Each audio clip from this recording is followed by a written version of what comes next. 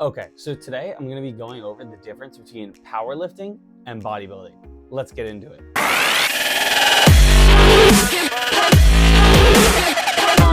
Okay, one quick thing before we get into it is, as you can see, I'm in a different room. I'm back home from college right now, so this is going to be the room I'm recording in for the next couple months.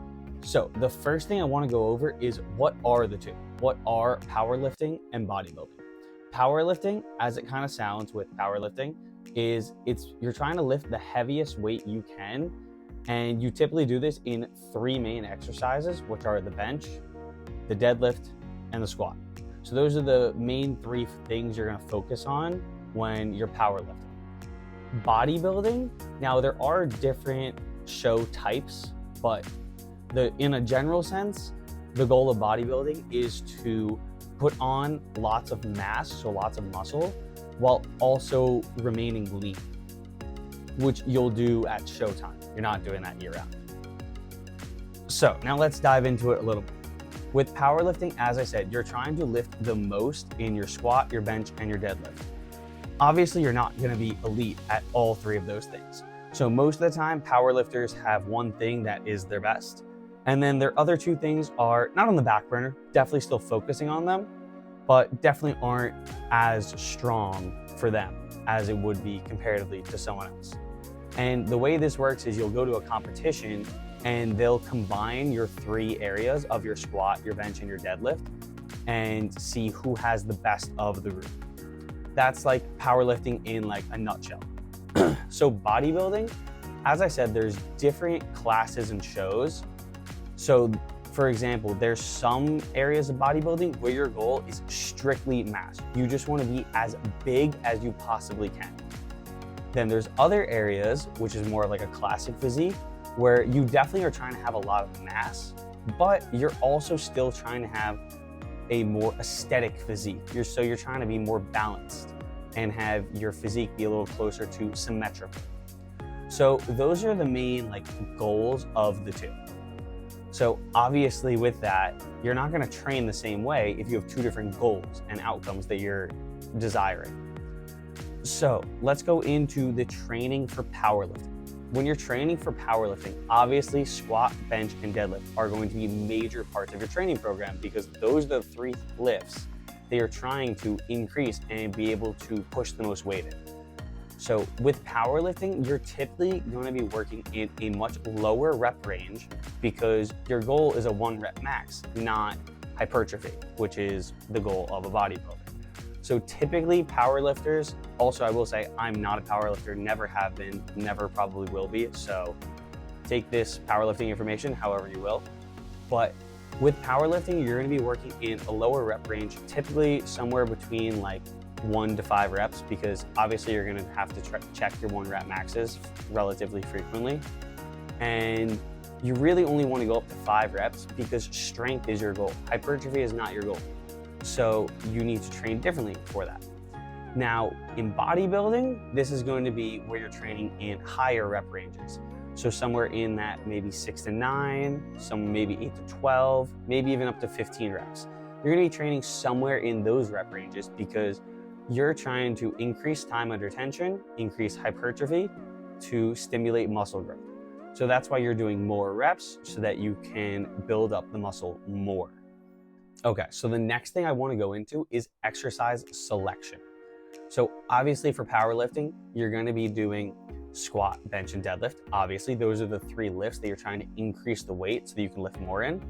But what you're also going to be doing is you're going to be figuring out what supporting muscles are weak and trying to work on those so that you can then increase your squat, bench, and deadlift. And obviously you're going to be working on the main muscles that are also used in the squat, bench, and deadlift.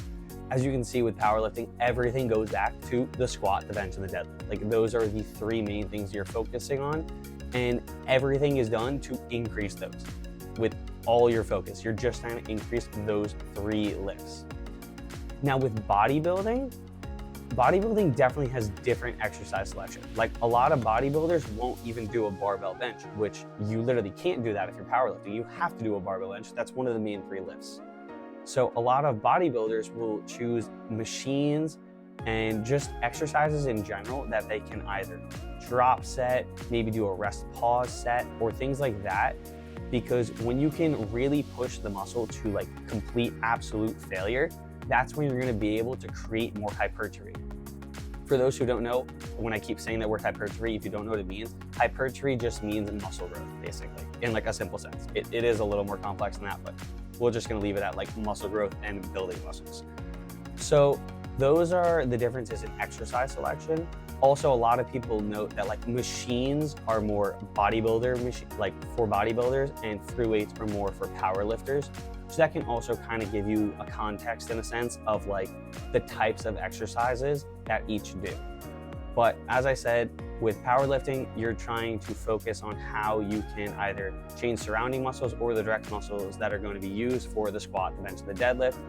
And for bodybuilding, you're going to be picking exercises that you can really just like, you can pump up the muscle and you can just really tear that muscle up and really push it to ultimate failure, so you can stimulate the most muscle growth for yourself, because putting on size is the main goal of bodybuilding.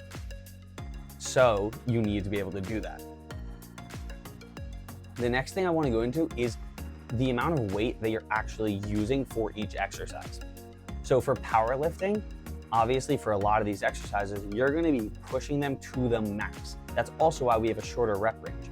So you're going to be trying to do close to the maximum you can do, because you're going to try and do 1 to 5 reps of whatever weight, but that weight is going to be extremely heavy, because the goal is for you to be able to move the most weight possible in the squat, the bench, and the deadlift. So that's kind of how weight selection would go for powerlifting.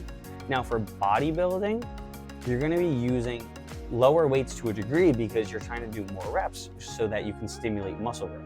So the weight is already going to be less than if you were training for powerlifting.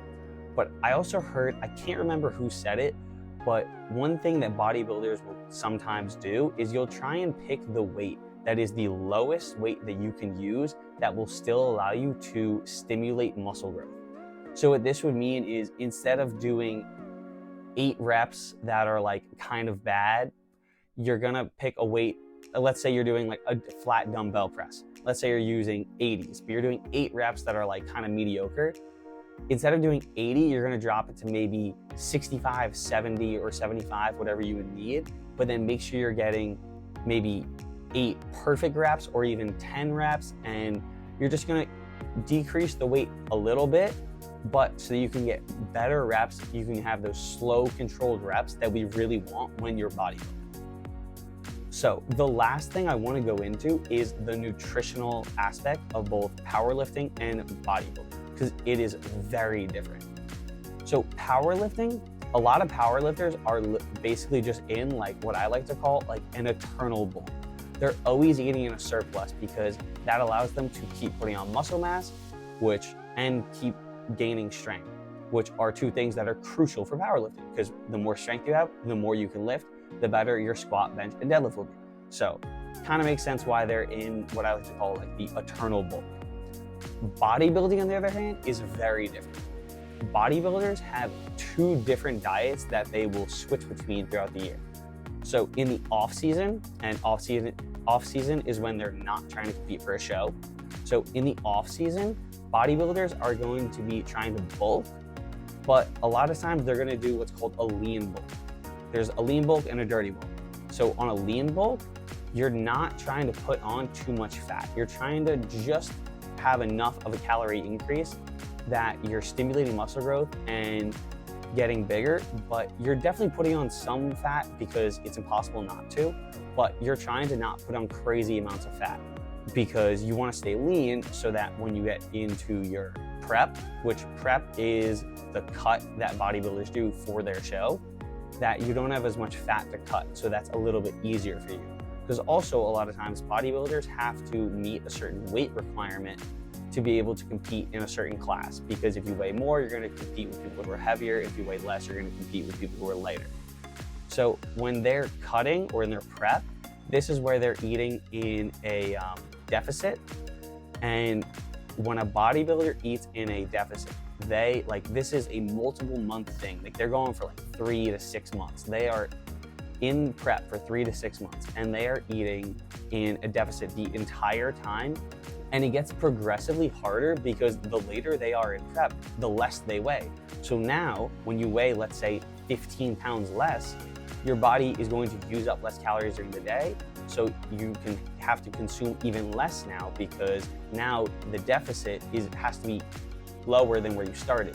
Because let's say at the beginning you could eat, let's say 2,500 calories a day, but now you've lost 15 pounds. Now you are only going to be able to eat 2,200 calories or 2,000 calories a day to be in a deficit. If you ate any more than that, you're going to be in maintenance because you've lost so much weight. Lastly, at the end of a bodybuilder's cut, this is where they're at like single digit body fat. They are shredded, looking great. They're looking great and or almost stage ready. This is where they are eating like little to nothing. They're eating very little amounts of calories, and likely they've cut out carbs because they're trying to look lean. And then right before show day, that's where they'll eat slightly differently. And I'm gonna be honest, I'm not too well versed in that.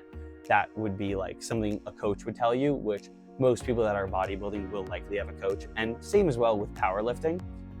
But those are the main nutritional differences between a powerlifter and a bodybuilder. Okay, so that is the differences between a powerlifter and a bodybuilder.